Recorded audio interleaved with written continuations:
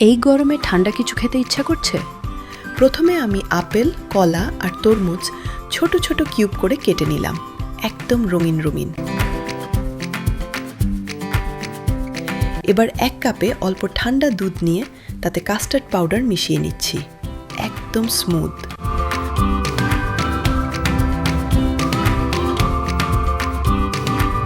চুলায় দুধ জাল দিচ্ছি, দুধ গরম হলে একটু চিনি দিয়ে দিলাম। এখন কাস্টার্ড মিশ্রণটা ঢেলে দিয়ে আস্তে আস্তে নাড়ছি। দেখুন না কেমন সুন্দর ঘন হয়ে যাচ্ছে। ঘন হয়ে গেলে নামিয়ে একটু ঠান্ডা হতে দিলাম। তারপর কাটা ফলগুলো মিশিয়ে ফ্রিজে রেখে দিলাম।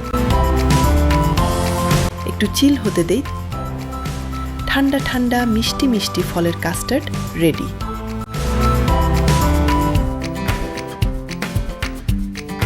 1 চামচ খেলে মনটাই ভালো হয়ে যাবে।